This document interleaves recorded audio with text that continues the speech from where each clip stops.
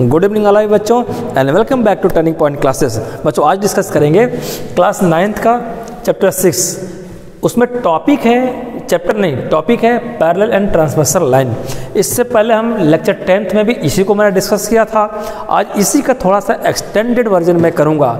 इसका मतलब क्या हुआ कि ये ऐसा टॉपिक है जिसमें कन्फ्यूजन बच्चों को बहुत कन्फ्यूजन रहती है। तो मैंने इसका नाम रखा है, फिर से मैं कह दूं कि पैरेलल एंड ट्रांसवर्सल लाइन को लेक्चर 10th में मैंने कवर कर लिया था, लेकिन मैंने एक बहुत सारे चीज़ों को समझा, बच्चों के कमेंट्स आए और जनरली हमेशा हर सेशन में बच्चे इस पे बहुत कंफ्यूज रहते हैं और इस पे अगर कंफ्यूज रहोगे तो आगे के चैप्टर, आगे का इसके सॉल्यूशन बहुत डिफ़िकल्ट हो जाएगा। तो मैंने इसका एक और पार्ट मैंने किया है इसी टॉपिक का, कन्फ्यूजन अबाउट एंगल्स।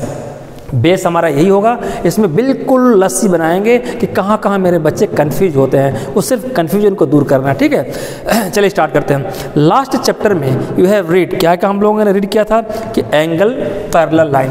हम लोगों ने लास्ट लेक्चर में एंगल पैरेलल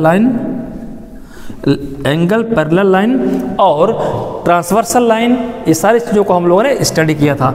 और क्या किया था? Transversal line. थोड़ा सा साफ नहीं लिखा मैंने, चलिए फटाफट मैं इसको रिकैप कर दूं और इन्हीं सारे पैटर्न को मैं डेप्थ में पढ़ाऊंगा कि कन्फ्यूजन आपको नहीं रहेगी। चलिए, तो एंगल को मैंने क्या डिफाइन किया था कि what is angle is a component of three part का कंपोनेंट मैंने बताया था वो एंगल है। ये 3 पार्ट का कंपोनेंट क्या हो गया बेटा? अगर मैं ऐसे कहूँ तो ये एंगल हुआ। तो इसमें क्या 3 कंपोनेंट है? एक तो वर्टेक्स है, वर्टेक्स इसको बोलते हैं, इस पॉइंट को जहाँ 2 लाइनें आकर के मीट करती है। और एक हो गया साइड 1 और ये क्या हो गया? साइड 1 और साइड 2। ठीक है, साइड 2। तो 3 कंपोनेंट 1 2 3 यानी 2 साइड्स एंड 1 वर्टेक्स मिलकर के क्या बनता है? एंगल बनता है। पैरेलल लाइन को हम लोगों ने देखा था कि क्या थी पैरेलल लाइन? 2 और more line on a 2D plane. क्या 2D प्लेन क्या है? देखो ये मेरा बोर्ड है, व्हाइट बोर्ड है, ये 2D प्लेन। ठीक है, तो यहाँ 2 और more line on a 2D plane that never meet, वो कभी नहीं मीट करेगी। तो हम लोगों ने कहा था कि पैरेलल लाइन है। देखो जैसे ऐसे मैंने कहा ये लाइन हो गई, ठीक है, ये पैरेलल लाइन है, ये नेवर मीट करेगी। 2D प्लेन पे हमने 2 लाइन बनाया और ऐसा लाइन जो कभी मीट न करे तो हम कहेंगे कि पैरेलल लाइन है, या कभी मीट न करे और कभी एक दूसरे को क्रॉस न करे। लेकिन मैं अगर ऐसे कह दूं एक लाइन ऐसे है और एक लाइन ऐसे कर दूं तो इसमें क्या डिफरेंस है? ये नेवर मीट करेंगी, लेकिन ये मीट कर सकती है आफ्टर ए सर्टेन लेंथ। हो सकता है आगे चल करके ये मीट कर जाए क्योंकि ऐसा इसका शेप ही है। हम इसकी बात नहीं कर रहे हैं, हम बात कर रहे हैं इसकी जो कभी मीट नहीं करेगी। ट्रांसवर्सल लाइन की बात किया था हम लोगों ने कि 2 पैरेलल, फिर से वर्ड पे ध्यान दीजिए, पैरेलल, ये पूरा का पूरा किस पे डिपेंड है? पैरेलल पे।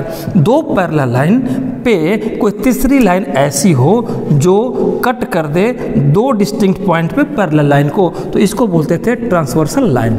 यहाँ तक तो हम लोगों ने पढ़ा था। ठीक है, अच्छा, अब एक चीज़ कन्फ्यूजन क्या होती है कि क्या पैरेलल लाइन पे ही ट्रांसवर्सल बनती है? नहीं, बिना पैरेलल पे भी ट्रांसवर्सल बन जाएगी। जैसे अगर ऐसे मैंने किया, दूसरी लाइन को ऐसे तिरछा कर दिया तो इस पे भी ट्रांसवर्सल लाइन बन जाएगी। डिफिनेशन तो ट्रांसवर्सल लाइन की है कि 2 लाइन को जो तीसरी लाइन 2 डिस्टिंक्ट पॉइंट पे कट करेगी तो कहेंगे ये लाइन ट्रांसवर्सल है। ये पैरेलल है कि नहीं ये पता नहीं, 2 लाइन को कोई तीसरी लाइन 2 डिस्टिंक्ट पॉइंट पे कट कर देगी तो ट्रांसवर्सल कहलाएगी। तो सर जी आपने कन्फ्यूजन दूर करने के लिए बात किया था, मैंने कहा कि घोर कलयुग आ गया है। वाह वाह वाह, मैंने ये कहा बेटा कि मैं इसको भी बताऊंगा, अभी तो सिर्फ ट्रांसवर्सल की बात कर रहा हूँ, अब बताऊंगा कि जो ये टॉपिक पढ़ेंगे इस टॉपिक में जितने तरह के एंगल बनेंगे 2 पैरेलल लाइन और एक ट्रांसवर्सल लाइन के मिल करके उन सारे एंगल्स में देखेंगे कि पैरेलल पे ही ये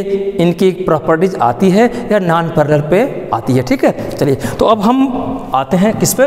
कन्फ्यूजन अबाउट एंगल्स। मैं मिटाता हूँ और 2 पैरेलल, पहले बात कर रहा हूँ मैं पैरेलल। एक चीज़ तो मैंने कन्फ्यूजन दूर किया आपका कि पैरेलल लाइन पे ही ट्रांसवर्सल नहीं बनती है, नॉन पैरेलल पे भी ट्रांसवर्सल लाइन, फिर से क्या चीज़? ट्रांसवर्सल लाइन नॉन पैरेलल पे भी बन सकती है। लेकिन दोनों में क्या फ़र्क है अभी पिक्चर शुरू करते हैं। आइए, एक मैं मास्टर लाइन बनाऊंगा पैरेलल लाइन। चलिए, जो मिटाऊंगा नहीं इसको लास्ट तक लेके चलूंगा। ये हमने लिखा पैरेलल, ठीक है, पैरेलल दिख नहीं रही है? Okay, parallel. चलो अब पैरेलल के आसपास हो गई। अब मैं ट्रांसवर्सल लाइन लिखूंगा। तरह इससे पहले मैं बता दूं बच्चों कि पिछली क्लास में मैंने क्या किया था कि दो पैरेलल लाइन को लिया था, पैरेलल लाइन को, और पहले मैंने ऐसे एक ट्रांसवर्सल लाइन परपेंडिकुलर खींचा था। दूसरी बार मैंने क्या किया था, कुछ तिरछा किया था, और तीसरी बार मैंने क्या किया था, ऐसे किया था। मैंने एक चीज़ बताया था कि ऐसे में ये करस्पॉन्डिंग और ये करस्पॉन्डिंग और ये करस्पॉन्डिंग, इन दोनों के इक्वालिटी में कोई फ़र्क नहीं पड़ेगा। ठीक है, ये दोनों ही करस्पॉन्डिंग हैं, चाहे परपेंडिकुलर हो करस्पॉन्डिंग कहलाएंगे, और तिरछा कर दिया तो भी करस्पॉन्डिंग यही कहलाएंगे, और ऐसे कर दिया आपने एप्टिट्यूड्स की तरह तो भी ये परपेंडिकुलर कहलाएंगे। ठीक है, ये बात समझ में, परपेंडिकुलर कह रहे हैं, सॉरी, करस्पॉन्डिंग कहलाएंगे। तो लाइन तिरछा या सीधा इससे मतलब नहीं है, करस्पॉन्डिंग एंगल की अपनी प्रॉपर्टी होती है, कहलाएंगे। अभी इस पर बहुत बात करनी है करस्पॉन्डिंग एंगल पे। ठीक है, चलिए, तो अब दिमाग में बात रख लो कि दो पैरेलल लाइन की बात कर रहा हूँ, और दो पैरेलल लाइन पे मैं एक लाइन खींच दूंगा अपने मन से। ऐसे तिरछा मैंने खींच दिया, तो आप सोचोगे कि तिरछा क्यों खींचा। मैंने कहा कि मैंने परपेंडिकुलर भी दिखाया, ऐसे भी खींच के दिखाया, ऐसे भी खींच के दिखाया। इससे खींचने से कोई फर्क नहीं पड़ता है कुछ एंगल की प्रॉपर्टी पे। ठीक है, आइए, तो सबसे पहले कन्फ्यूजन नंबर 1 की बात करेंगे। उससे पहले कुछ नंबरिंग कर देते हैं, एंगल का नॉमिनेशन कर देते हैं। और बेटा ऐसी जान लो, लड़के रटते हैं कि इसको 1 2 3 4 5 6 7 8, नहीं, कुछ नहीं करना है, आपकी मर्जी, चाहे इनका जैसे नाम ले लो। ठीक है, नॉमिनेशन कैसे भी कर सकते हो, उल्टा पुल्टा ABCD 1 2 3, जैसे ABCD नहीं, चलो मैं ले लूँ ये A कह दूँ और इसको D कह दूँ, क्या फ़र्क पड़ता। कन्फ्यूजन दूर करने की मैंने बात किया था कि आज के लेक्चर 11th में कन्फ्यूजन दूर होंगे, तो कन्फ्यूजन दूर होंगे। जैसे आपकी बुक में दिया होगा कहीं कहीं ऐसे कि 1 2 3 4, फिर यहाँ पे 5 6 7 और 8 सीरियल में, ऐसा कुछ नहीं है, तभी तो कन्फ्यूजन दूर करने की बात मैं कर रहा हूँ। वाई 1 2 3 4 5 6 इन सिंक्रोनाइज वे में, it may be ABCD, it may be ADBC, zigzag, चाहे जो आप नॉमिनेशन कर दो, वो मुझे कन्फ्यूजन दूर करना है। ठीक है, और मैंने कहा दिया इसको, चलो इसको B और C, यानी ये एंगल AD और ये BC, देखो कहीं इसमें सिंक्रोनाइजेशन है, कहीं सिंक्रोनाइजेशन नहीं है, तो मैंने इसको नाम दिया E और F। लो, और उल्टा कर दिया, और ये जो दो एंगल बचे हैं नीचे, इनको G और H कर दिया, और उल्टा मैंने कर दिया। इसलिए तो मैंने लिखा है कि कन्फ्यूजन अबाउट एंगल्स। ठीक है, फिर से दो पैरेलल लाइन, हाँ एक चीज़ है कि बेस मैंने अभी क्या फिलहाल मैंने माना ये दो पैरेलल लाइन है, और तीसरी लाइन इन दो डिस्टिंक्ट पॉइंट पे इंटरसेक्ट कर रही है। ठीक है, तो अभी ये ट्रांसवर्सल लाइन है। अब मैं बोलूँगा कि दो पैरेलल लाइन और एक ट्रांसवर्सल लाइन। ठीक है, व्हाट इज ट्रांसवर्सल लाइन, ये मैंने बता दिया था। आ जाइए, कन्फ्यूजन नंबर फर्स्ट क्या कन्फ्यूजन मेरे बच्चे करते हैं जनरली। आइए, कन्फ्यूजन फर्स्ट में कि करस्पॉन्डिंग एंगल इक्वल ही होते हैं या डिसइक्वल भी होते हैं या नॉन इक्वल भी होते हैं। अच्छा, इससे पहले मैं जो लेक्चर 10th में पढ़ाया था उसको मैं एक बार और रिकॉल कर दूं। बेटा करस्पॉन्डिंग एंगल क्या है, मैं यहाँ बनाऊंगा, इसको डिस्टर्ब नहीं करूँगा। चलिए, ये पैरेलल लाइन हो गई हमारी। ठीक है, ऐसे ही तो मैंने बनाया। अच्छा, तो इसमें मैंने बताया था बेटा कि ADBC EF और GH, यही मैंने कॉपी कर दिया। ठीक है, आइए, ये ट्रांसवर्सल लाइन है। करस्पॉन्डिंग एंगल को मैंने बताया था लास्ट लेक्चर में कि ये D है ना, तो D एंड F ये कौन से हैं, करस्पॉन्डिंग एंगल। फिर से ये एंगल और ये एंगल बताया था मैंने। ये भी बताया था कि एंगल A एंड E भी करस्पॉन्डिंग एंगल है। ठीक है, अच्छा, इसी तरह से और भी इसमें करस्पॉन्डिंग हो सकते हैं जैसे C और H, ये बेटा ये H है, तो C एंड H भी करस्पॉन्डिंग एंगल हो सकते हैं। इसी तरह से B और G भी हो सकते हैं, इसी तरह से B एंड G भी, ये कौन से एंगल लगा लीजिएगा आप दोनों साइड में। ठीक है, B और G भी करस्पॉन्डिंग। ये तो लास्ट लेक्चर की बात थी, A और E और C और H की बात, और D और F की बात। ठीक है, चलिए, ये करस्पॉन्डिंग एंगल है। क्या ये करस्पॉन्डिंग एंगल हमेशा इक्वल होते हैं? नहीं, नॉट ऑलवेज। कन्फ्यूजन नंबर 1 क्या मैंने रखा है कि करस्पॉन्डिंग एंगल हमेशा इक्वल नहीं होते हैं। ये हमेशा इक्वल नहीं होते हैं। ये इक्वल कब होंगे, जब आपकी लाइन ये पैरेलल होगी। और मैंने बताया हम क्या पढ़ रहे हैं, पैरेलल एंड ट्रांसवर्सल लाइन। तो पैरेलल लाइन और ट्रांसवर्सल लाइन की बात हो रही है। तो ट्रांसवर्सल लाइन मैंने बच्चों अभी बताया था कि ट्रांसवर्सल लाइन ऐसे भी अगर दो लाइनों के पे कोई कट करती है तो ट्रांसवर्सल कहलाएगी।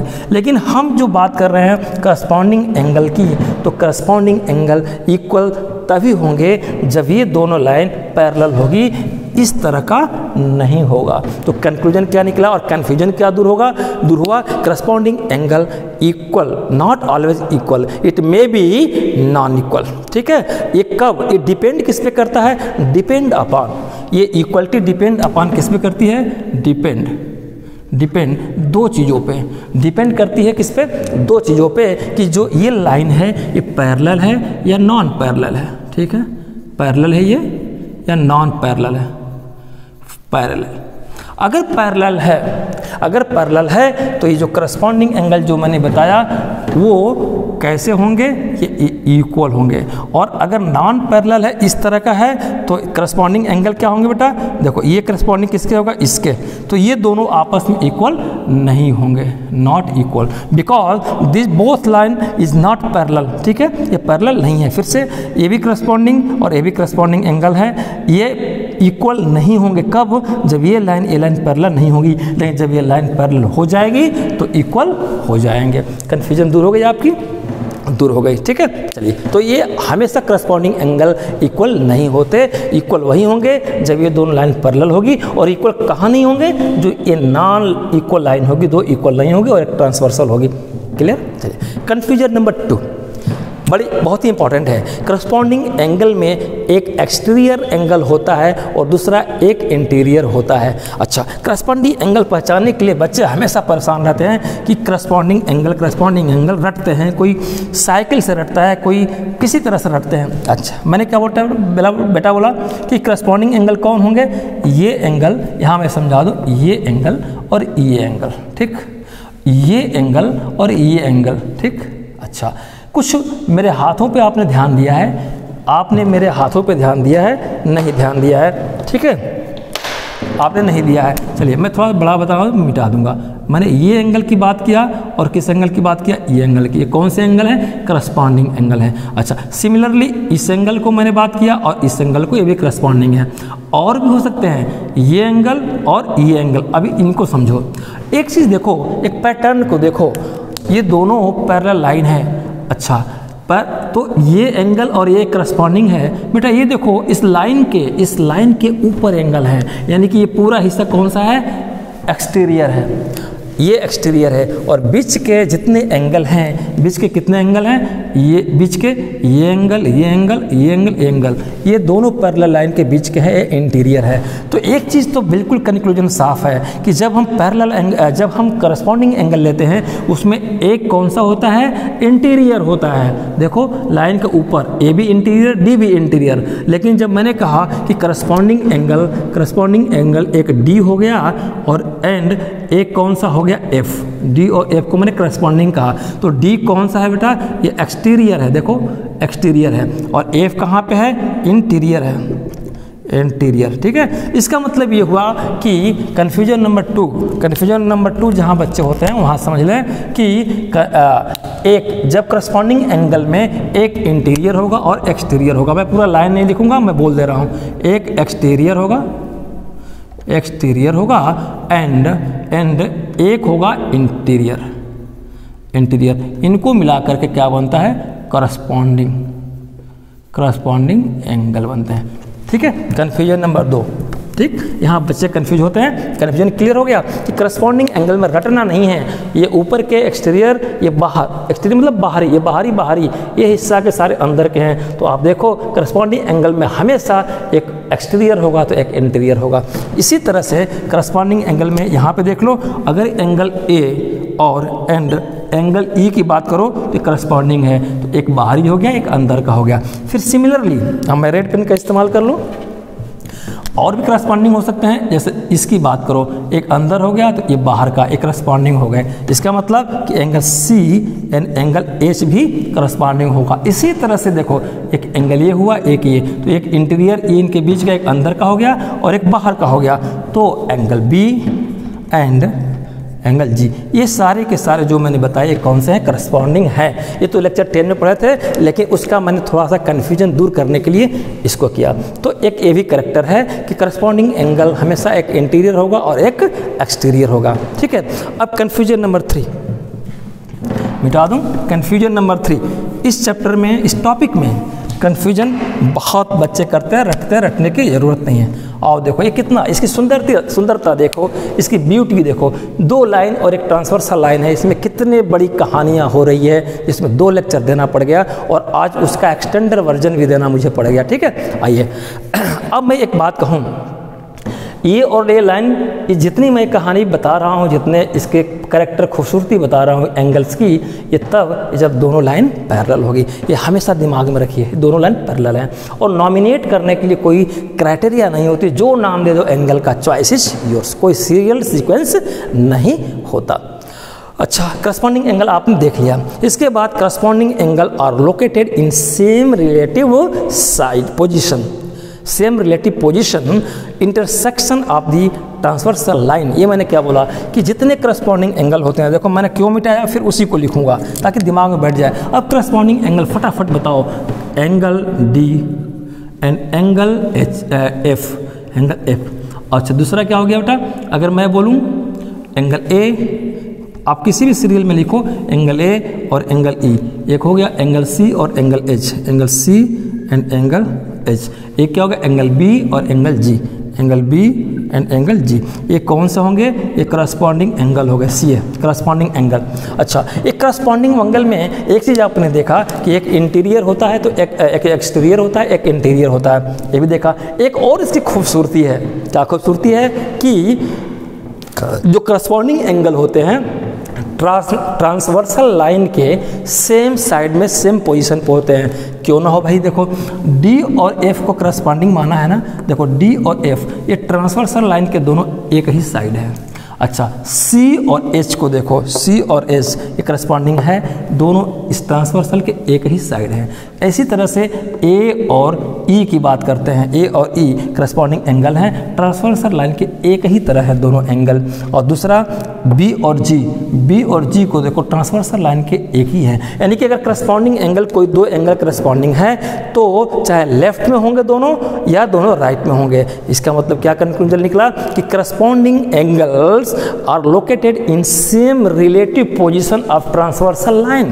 ट्रांसवर्सल लाइन के सेम एक ही तरफ दोनों होंगे रिलेटिव पोजीशन में। रिलेटिव पोजीशन का मतलब कि एक ही साइड में होंगे, ये रिलेटिव और ये रिलेटिव, ठीक है, एक्सटीरियर इंटीरियर एक ही साइड में होंगे। तो 2 आपने खूबसूरती देखा इस एंगल का, करस्पॉन्डिंग एंगल का, कि एक एक्सटीरियर होगा तो एक इंटीरियर होगा, ठीक। और जो भी होंगे एक ही साइड में होंगे करस्पॉन्डिंग, सारे के सारे ये पेयर एक ही साइड में होगा। देख लीजिए डी और एफ, डी और एफ किधर है, डी और एक ही साइड में दोनों हैं। ये भी जहाँ होगा ट्रांसवर्सल लाइन के, चाहे इधर होंगे चाहे इधर होंगे। ये खूबसूरती है इसकी, ठीक है। अच्छा, ये कन्फ्यूजन दूर हो गई, दूर हो गई। एक और कन्फ्यूजन है ना, in same position, same position, ठीक है। मैं पूरा नहीं लिख रहा हूँ, मैं लेक्चर में बोल दिया मैंने, आप समझते रहिएगा, वीडियो को बार बार पॉज करके देख लीजिएगा। इन सेम पोजीशन में होते हैं, किसकी बात कर रहे हैं, करस्पॉन्डिंग एंगल की। फोर्थ देखिए इनकी खूबसूरती, not all corresponding angle are equal. यदि दोनों ही लाइंस पैरेलल नहीं है तो ये आपने देखा, ठीक है, कि दोनों लाइन अगर पैरेलल नहीं है तो ये करस्पॉन्डिंग एंगल इक्वल नहीं होंगे, लेकिन दोनों लाइन पैरेलल हैं तो करस्पॉन्डिंग एंगल इक्वल होंगे, बराबर होंगे, ठीक है। ये बात समझ में आ गई। अच्छा, तो इसका मतलब क्या निकला कि अगर ये पैरेलल नहीं है, अगर मान लो करस्पॉन्डिंग 2 लाइन है, मैंने ये ऐसे लाइन बताया था और ये ट्रांसवर्सल लाइन है, ठीक है, ये 2 पैरेलल नहीं हैं। अगर ऐसी सिचुएशन आती है तो कैसे एंगल होंगे, नॉन कॉन्ग्रुएंट होंगे। कॉन्ग्रुएंट वर्ड जानबूझ के मैंने यहाँ पे डाला कि इसको भूलो मत। कॉन्ग्रुएंट का मतलब सिमिलर, शेप और साइज दोनों में बराबर होंगे, और नॉन कॉन्ग्रुएंट का मतलब न तो शेप बराबर होगा न तो साइज बराबर होगा। इसमें हम इससे पहले बता चुके हैं यहीं पे। तो यानी कि जो डिपेंड करता है कि नॉन पैरेलल, तो नॉन पैरेलल है ना, ये पैरेलल लाइन नहीं है, तो इसको मैं यहीं पे बता दूं कि ऐसे सिचुएशन होगी तो कैसे होंगे, नॉन कॉन्ग्रुएंट, कॉन्ग्रुएंट, तो नॉन कॉन्ग्रुएंट भी इनके शेप होते हैं। और नॉन कॉन्ग्रुएंट का मतलब दोनों सेम शेप साइज बराबर नहीं है, तो non related in any way, दोनों कोई भी रिलेशन में बराबर नहीं होंगे, वो रिलेटेड होंगे ही नहीं। ठीक है, चलिए, तो एक तो ये बात हो गई। आइए,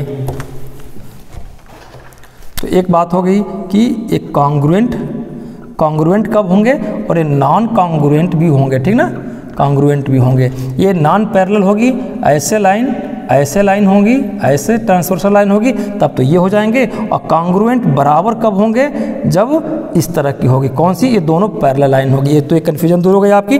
चलिए, अब एक और कन्फ्यूजन मेरे बच्चों को हो सकती है, 5th नंबर, क्या कि corresponding angle formed are supplementary angle if transversal line perpendicular intersect to parallel lines. अगर मान लो 5वां कन्फ्यूजन होती है कि सर जी अगर ऐसे लाइन हो गए, माना कि पैरेलल हो गए, और मैं परपेंडिकुलर गलती से ऐसे लाइन डाल दिया, किसी ने, टीचर ने बता दिया, तो इसमें क्या करैक्टर हो सकते हैं, और तिरछी लाइन कर देंगे तो इसमें क्या क्या हो सकते हैं। तो मैंने कहा कि कंफ्यूज मत होना, 2 लाइन अगर पैरेलल है और उस पर परपेंडिकुलर का मतलब क्या हुआ कि ये भी 90 डिग्री, ठीक है, ये भी 90 डिग्री, ये भी 90 डिग्री, ये भी 90 डिग्री, ये 90 सभी है, ठीक है। तो ये परपेंडिकुलर, यानी कि 2 पैरेलल लाइन पे ट्रांसवर्सल लाइन अगर परपेंडिकुलर हो तो कैसे एंगल बनेंगे, सप्लीमेंट्री एंगल फॉर्म्ड होंगे। इसलिए मैंने कहा कि यहाँ पे कंफ्यूजन मत करना। इफ करस्पॉन्डिंग एंगल फॉर्म और supplementary angle, if corresponding angle formed और supplementary angle if transversal line perpendicular intersect 2 parallel line. तो परपेंडिकुलर अगर इंटरसेक्ट करती है तो सप्लीमेंट्री एंगल बनते हैं, ठीक है, ये बात समझ में आ गई।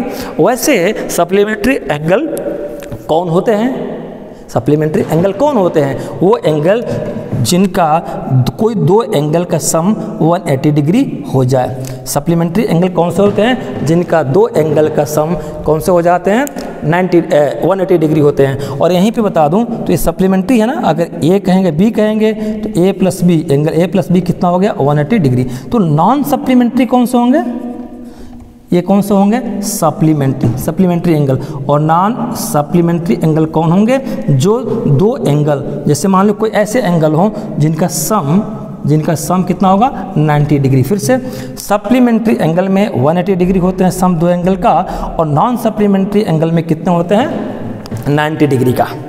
ये सॉरी, नॉन सप्लीमेंट्री करें, कॉम्प्लीमेंट्री एंगल। अगर ये सप्लीमेंट्री है तो नॉन सप्लीमेंट्री नहीं, कॉम्प्लीमेंट्री एंगल कौन होते हैं, जिनका सम कितना हो जाएगा, 90 डिग्री। फिर से सप्लीमेंट्री एंगल है जिनका सम पूरा 180 हो जाए, ठीक। और कॉम्प्लीमेंट्री क्या है, जिनका सम 2 एंगल का सम 90 डिग्री हो जाए, ठीक है, ये बात समझ में आ गई। तो जितना हम लोगों ने अभी तक देखा, जैसे ए एंड बी देखा हम लोगों ने, ठीक है। अच्छा चलिए, मैं इसी बताता हूँ, इसको मिटाना नहीं है। तो इसमें आप ये देख करके बताओ कि कौन कौन से एंगल सप्लीमेंट्री एंगल होंगे, कौन से एंगल सप्लीमेंट्री होंगे, ये देख करके आपको बताना है। इसको मैं मिटा दूँ, चलिए। सप्लीमेंट्री एंगल का मैंने बताया कि 2 एंगल ऐसे होंगे जिनका सम कितना होगा, 180 डिग्री होगा, ठीक है। अच्छा, तो कौन कौन से हैं, मैं कहूँ कि एंगल ए और angle B, angle A and angle B, ये कौन से होंगे, 180 डिग्री, ठीक है। एंगल ए और बी 180 डिग्री हुआ, 180 डिग्री हुआ। अच्छा एक चीज़ बताओ, आप कहोगे सर क्या इसी तरह से लाइन खींचेंगे तो होगा, नहीं भाई, मैंने कहा कि अगर 2 पैरेलल, ध्यान रखना है, ये दोनों पैरेलल लाइन हो, आप ऐसे खींच दो, ऐसे खींच दो, क्या ABCD आप ऐसे ही नॉमिनेट कर दो, कंसेप्ट वही रहेंगे, करस्पॉन्डिंग एंगल वही बनेंगे, और सप्लीमेंट्री एंगल जो इसमें बनेगा वो इसमें बनेगा, है ना। बस 2 एंगल का सम कितना हो जाएगा, 180 डिग्री हो जाएगा। तो यहाँ पे अगर देखो A और B ये दोनों ही कौन से एंगल है, सप्लीमेंट्री एंगल है। अच्छा ठीक है, ये बात समझ में आ गई। अच्छा E और G, अगर मैं कहूँ इसी तरह से, जैसे A और B को मैंने लिया तो इसी तरह से E और G को ले लूँ, तो एंगल E और G, angle E and angle G, ये भी कितने हो जाएंगे, 180 डिग्री के। इसी तरह से आप देख लो D और C को देख लो और F और G को देख लो, तो angle D and angle angle D and angle C, ये भी 180 डिग्री, एंड एंगल डी और सी हो गया ना, तो एंगल एफ और जी, एफ और एच, सॉरी एफ और H, angle F and angle H, ये भी देखो 180 डिग्री। फिर से एंगल ए और बी 180 डिग्री, एंगल ई और जी 180 डिग्री, एंगल डी और सी 180 degree, angle F and H कितने हो गए 180 डिग्री। ठीक है, चलिए तो ये कौन से हैं जिनके सम हो जाए तो ये कहेंगे सप्लीमेंट्री एंगल, सप्लीमेंट्री एंगल। ठीक है, तो sum of two angle is 180 degree. ये बात समझ आ गई। अच्छा, अब देखो कैसे, ऐसे भी देख लो, जैसे कहीं कहीं आपको ऐसे भी मिलेगा स्मॉल और बिग। आप ये देखो, ध्यान से देखो, तो ये कौन सा एंगल है, स्मॉल। अच्छा, स्मॉल को एस में लिखूंगा, ठीक है, एस। ठीक, ये स्मॉल है, ये कौन सा है, बिग। देखो ना, ये छोटा है और फैला हुआ है। अच्छा, अगर ये देखो ध्यान से, तो ये कौन सा है, ये बिग है, तो ये स्मॉल है। ये बिग है तो ये स्मॉल है। ठीक है, इसी तरह से देख लो, अगर ये बिग एंगल है तो ये स्मॉल है, अगर ये बिग है तो स्मॉल है। तो सप्लीमेंट्री में हमेशा एक बिग और स्मॉल होगा। स्मॉल है, बिग है, ठीक, तो ये बिग है तो स्मॉल है, ये बिग है तो स्मॉल है। तो हमेशा सप्लीमेंट्री एंगल एक स्मॉल और एक बिग होते हैं। ठीक है, तो बड़ा एक एंगल होगा और एक छोटा एंगल मिल करके एक सप्लीमेंट्री एंगल बनता है। तो वैसे कोई समझने की ज़रूरत नहीं है, ये कंसेप्ट ज़्यादा ही सुटेबल है। ठीक है, चलिए एक कन्फ्यूजन और होती है, कन्फ्यूजन नंबर, इसको मैं मिटा दूँ, कन्फ्यूजन नंबर, इसको भी मिटा दूँ, इसकी भी कोई ज़रूरत नहीं है। फिफ्थ, पांचवा कन्फ्यूजन इसमें आपको हो सकता है, यहाँ पे मैं फिफ्थ लिखूँगा, सॉरी सिक्स, पांच तो हो चुके हैं, छठा कन्फ्यूजन आपका सिक्स नंबर क्या कन्फ्यूज हो सकता है, कन्फ्यूजन हो सकती है। आइए सिक्स पे क्या हो सकता है आपका कन्फ्यूजन, कि exterior angle of same side, exterior angle of same side is a supplementary if parallel lines. अच्छा, अगर ये पैरेलल लाइन है तो एक्सटीरियर, फिर समझिए कि अगर ये पैरेलल लाइन है दोनों, तो कोई पूरा का पूरा इस चैप्टर, इस टॉपिक का मोमेंट है कि पैरेलल है, तो पैरेलल लाइन दोनों हैं, तो जो इनके एक्सटीरियर एंगल होंगे वो सेम साइड होंगे और वो सप्लीमेंट्री होंगे। ठीक है, जैसे ये एक्सटीरियर इधर हो गया और ये एक्सटीरियर इधर होंगे, तो exterior angle of same side is a supplementary if parallel line. ठीक है, तो ऐसे कौन कौन से होंगे, इसमें कौन कौन से होंगे, डी और एच, जरा देख लो, ये डी और एच, ए बी एक्सटीरियर और ए बी एक्सटीरियर, ये दोनों सप्लीमेंट्री होंगे। बात समझ में आ गई। वैसे ही ए और जी की बात करेंगे, ए बी एक्सटीरियर एंगल और ए बी एक्सटीरियर, यानी इधर का तो पूरा एक्सटीरियर है, इधर के पूरे एक्सटीरियर हैं, तो इसमें कौन कौन से सप्लीमेंट्री हो सकते हैं, डी और एच हो सकते हैं और ए और जी हो सकते हैं। तो ए भी सप्लीमेंट्री होंगे एंगल, इसमें रटने की बात नहीं है। ठीक है, तो सप्लीमेंट्री का मतलब कि 180 इसका और इसका सम क्या होगा 180 डिग्री, और कॉम्प्लीमेंट्री होंगे वो एंगल जिनका दो एंगल का सम 90 डिग्री होगा। ठीक है, तो इसमें कॉम्प्लीमेंट्री का कोई रोल नहीं है, सप्लीमेंट्री वर्ड आया इसलिए मैंने कॉम्प्लीमेंट्री बता दिया है ना, मैच करने के लिए, और कोई इसमें इन्वॉल्वमेंट नहीं है। तो एक्सटीरियर एंगल जितने होंगे वो सप्लीमेंट्री होंगे। कौन कौन से, दिस प्लस दिस और this plus this. Same side का फिर ध्यान दीजिए, मैंने क्या बताया कि ट्रांसवर्सल लाइंस के सेम साइड के एक्सटीरियर एंगल सप्लीमेंट्री होंगे।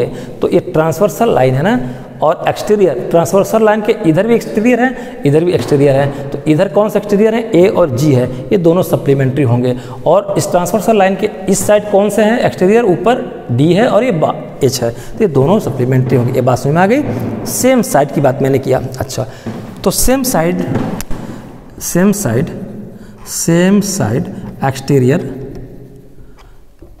एक्सटीरियर एंगल क्या होंगे, सप्लीमेंट्री मैंने शॉर्ट में लिख दिया। और कन्फ्यूजन नंबर सेवन्थ का क्या कन्फ्यूजन होता है, एक ये भी बच्चों के दिक्कत होती है, एंगल को कैसे सिंबॉलिकली बिलोंग करें और कौन से एंटीरियर एंगल अल्टरनेट कहलाएंगे, जिसको मैं कॉन्ग्रुएंट भी बताऊंगा, और कौन से ऐसे हैं जो कॉन्ग्रुएंट नहीं है। अच्छा, तो एक एंगल हम लोगों ने लेक्चर 10th में भी डिस्कस किया था, अल्टरनेट एक्सटीरियर एंगल। ठीक है, एक्सटीरियर एंगल अल्टरनेट है, जब एक्सटीरियर वर्ड आ गया तो इंटीरियर भी आ जाएगा, तो ये सारे के सारे एक्सटीरियर, ये दोनों एक्सटीरियर एक्सटीरियर, इंटीरियर कौन होंगे, इस दोनों लाइन के बीच का। हम बात कर रहे हैं alternate exterior angle. Exterior angle, alternate का नाम ही से पता है, अल्टरनेट यानी कि, फिर से ध्यान दीजिएगा, मैं एक्सटीरियर की बात कर रहा हूँ, इन दोनों बाहर वालों की, इन दोनों बाहर वालों का, तो मैं अब एक ऐसे लाइन खींच रहा हूँ सिंबॉलिकली, ठीक है, ऐसे। अब बीच का मैं एंगल नहीं लिखूंगा, सिर्फ लिख रहा हूँ एक्सटीरियर के बाद ए और डी एक्सटीरियर है, और जी और एच, आसानी से समझेंगे, जी और एच एक्सटीरियर एंगल है, ये बीच में कुछ नहीं लिखा है तो कुछ नहीं है, मान लीजिए। तो कंसेप्ट क्या है यहाँ पे कि जो एक्सटीरियर एंगल है इसमें अल्टरनेट एक्सटीरियर कौन से हैं। अल्टरनेट का मतलब क्या होता है बेटा, एक के बाद एक, यानी कि अगर ए है, अगर मैं यहाँ से चलूँ ऐसे क्लॉकवाइज, तो इसके बाद एक्सटीरियर ए भी है, इसके बाद ये नहीं, इसके बाद कौन आएगा, एच। इसका मतलब कि angle A and angle H, आई बात। अच्छा, मैं अगर यहाँ से शुरू करूँ तो यहाँ पे डी है, डी के बाद एच नहीं, एक छोड़ के अल्टरनेट जी, यानी कि एंगल डी और एन एंगल जी। बात समझ में आ गई। तो ये कौन से एंगल हो गए आपके, एक्सटीरियर, ठीक है, ये कौन सा है, एक्सटीरियर अल्टरनेट एंगल हो गए। एक और इसकी खूबसूरती है, ये अपोजिट साइड में ही होते हैं, किसके, ट्रांसवर्सल लाइन के अपोजिट साइड में होंगे दोनों। जैसे मैं इसकी बात करूं, एंगल ए किधर है बेटा, ट्रांसवर्सल लाइन है, एंगल ए देखो इसके इस साइड में, लेफ्ट साइड में है, तो एच किधर है, राइट साइड में, यानी कि हमेशा ये अपोजिट होंगे किसके, ट्रांसवर्सल लाइन के। ट्रांसवर्सल लाइन के एक आप इधर होगा तो एक इधर होगा। डी को ले लो, डी किधर है, राइट साइड में है, तो जी किधर है, लेफ्ट साइड में ट्रांसवर्सल लाइन का। एक ये इसकी खूबसूरती है, ये इसका एक कैरेक्टर है। बात समझ में आ गए। इस तो अब बताओ, जो ये एंगल है, अल्टरनेट एंगल होते हैं, हमेशा कांग्रुएंट है। कब कांग्रुएंट होंगे, जब ये पैरेलल लाइन होगी, ध्यान रखना, सारा पैरेलल पे ही खेल है। अगर पैरेलल लाइन है, अगर इस तरह के अल्टरनेट एंगल हैं जो आपस में अपोजिट होते हैं और ये कांग्रुएंट होते हैं, कैसे होते हैं, कांग्रुएंट। अगर कांग्रुएंट हो गए, तो कांग्रुएंट का मतलब क्या होता है, वैसे एंगल जिनका लेंथ, कांग्रुएंट का मतलब क्या होता है, मैंने इससे पीछे पहले पढ़ाया था मैंने कि सिमिलर, एकदम सेम, साइज भी सेम और शेप भी सेम। तो कांग्रुएंट एंगल, अपोजिट एंगल या ट्रांसवर्सल लाइन के लेफ्ट और राइट, ये एंगल जितने होंगे ये कांग्रुएंट भी आपस में होंगे। इसका मतलब कि अल्टरनेट एक्सटीरियर एंगल कांग्रुएंट होते हैं। बात समझ आ गई। अच्छा, कैसे इसको लिखेंगे, अगर मैं इसको एंड हटा दूं तो सिंबॉलिकली कैसे लिखेंगे कांग्रुएंट को, मैंने कहा कि ये शेप और साइज में इक्वल होते हैं, ये इक्वल हो गए और ऐसे कांग्रुएंट हो गए। अगर इसको मैं यहाँ से हटा दूं, इक्वल कर दूं और कांग्रुएंट कर दूं, इस तरह से कांग्रुएंट को सिंबॉलिकली अगर ऐसा कहीं लिखा होगा तो समझ लीजिएगा कि कांग्रुएंट एंगल है, यानी कि अल्टरनेट एक्सटीरियर एंगल है। एक्सटीरियर एंगल इसको देख के नहीं पहचानोगे, क्यों, ए और एच ये तो मैंने लिखा है ना बाहर बाहर, ए और एच। हो सकता है कि मैं ए और एच नॉमिनेशन अंदर कर दूं तो देख के ये नहीं पता चलेगा कि एक्सटीरियर है या इंटीरियर है। हाँ, ये जरूर पता चल जाएगा कि कांग्रुएंट हैं, ये कौन से हैं, कांग्रुएंट हैं, यानी अपोजिट साइड में हैं, ये पता चल जाएगा। तो इस सिनेरियो में, इस नॉमिनेशन एडी में मैं क्या कह सकता हूँ कि ए और एच ये कांग्रुएंट हैं, डी और जी कांग्रुएंट हैं, यानी कि ए एच डी जी क्या है, अल्टरनेट एक्सटीरियर एंगल है। जब एक्सटीरियर की बात आ गई तो इंटीरियर की बात ना करना घोर अपराध हो जाएगा कलयुग में। कलयुग में घोर अपराध हो जाएगा, एक भाई को छोड़ दो और एक भाई को आगे बढ़ा दो, ऐसा नहीं है। हम दोनों की बात करेंगे, दोनों को डिस्कस करेंगे। तो बेटा ये अल्टरनेट एक्सटीरियर है, तो ये अल्टरनेट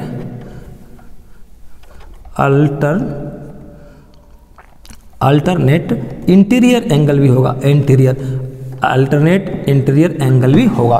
तो जिस तरह से अल्टरनेट एक्सटीरियर एंगल की बात किए वैसे इंटीरियर की बात करूंगा, ठीक। अब एक्सटीरियर वाले को हटा देते हैं, कन्फ्यूजन नहीं रहेगा, नाम हटा देते हैं, ठीक है। अब जो मैं नाम लिखूंगा वो सब अंदर लिखूंगा, इसी को लिख लेते हैं। ये क्या रहा बेटा, बी सी और ई और एफ, ठीक है, अल्टरनेट इंटीरियर एंगल में। फिर ऐसे ही अगर आप यहाँ से स्टार्ट करते हो तो अल्टरनेट कैसे आएगा, ऐसे घूमो, यहाँ से आएगा, इसको छोड़ दो, एक को छोड़ कर एफ, यानी कि बी और एफ, एंगल बी, और मैं अब सिंबल लिख दूँ और एंगल एफ कौन से होंगे, अल्टरनेट इंटीरियर एंगल हो गया। यहाँ से स्टार्ट करते हो तो एफ को छोड़ दो, सी, एंगल सी, और अल्टरनेट इसको छोड़ देंगे ई, एंगल ई।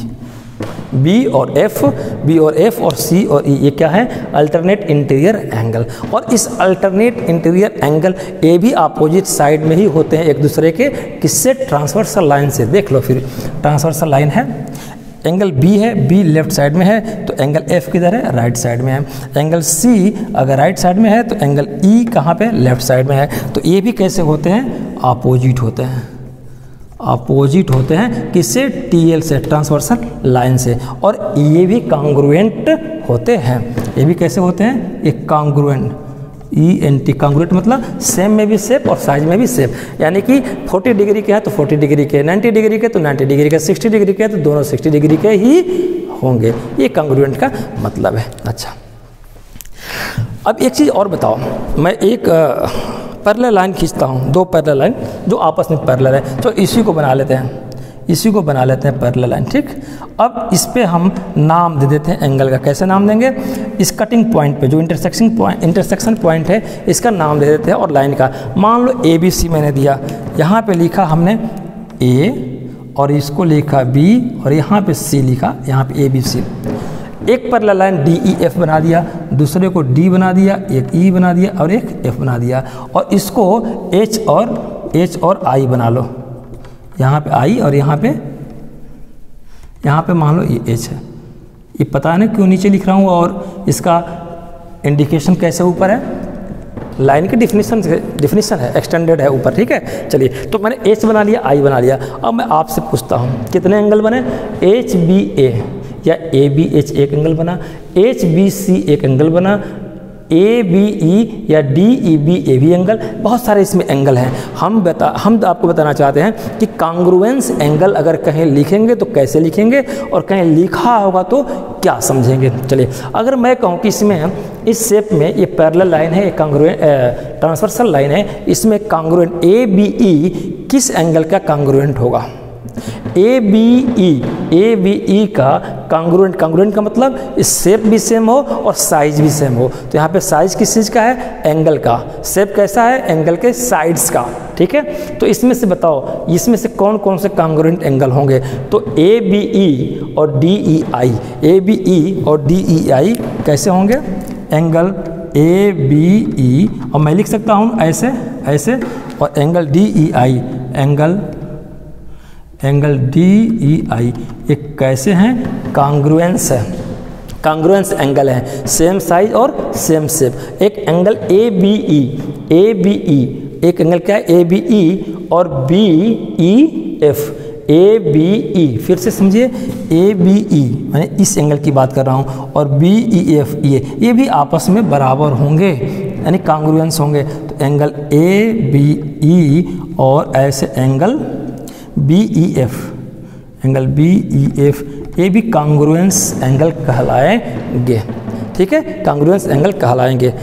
फिर से अभी तक एक बार मैं पूरा एट ए ग्लांस समरी कर दूं। हमने क्या किया? हमने जो पिछला लेक्चर पढ़ाया था पैरेलल एंड ट्रांसवर्सल लाइन का, ये यही था, लेकिन उसमें कन्फ्यूजन बहुत सारे बच्चों को बहुत जगह होती है। तो मेरे दिमाग में बात आई कि एक क्लास में सिर्फ कन्फ्यूजन की रखूं, ताकि इस एंगल की खूबसूरती भी पता चल जाए और डिफरेंट का टेक्निक पता चल जाए, कैसे उसको डिस्टिंग्विश करेंगे। ठीक है, तो हम लोगों ने देखा कि एक कन्फ्यूजन होती है कि पैरेलल और नॉन पैरेलल कौन से इक्वल होंगे, कौन से नहीं इक्वल होंगे, कौन से करस्पॉन्डिंग एंगल होंगे, कौन से करस्पॉन्डिंग एंगल नहीं होंगे, और करस्पॉन्डिंग एंगल के क्या कैरेक्टर होंगे। ठीक है, आइए, ठीक है, कुछ प्रॉब्लम हो गई थी, तो जो आज के लेक्चर में बस इतना रहने देते हैं। आज का लेक्चर कैसा लगा? अच्छा लगा, लाइक सब्सक्राइब शेयर करिए, और नोटिफिकेशन के लिए बेल आइकन जरूर दबाइए। मैं डेली अपील करता हूँ, आज भी एक अपील करता हूँ, राष्ट्र आपका है, राष्ट्र हित में बिजली बचाए। आपकी छोटी सी बचत किसी घर का उजाला बन सकती है। Thank you very much, good night all of you.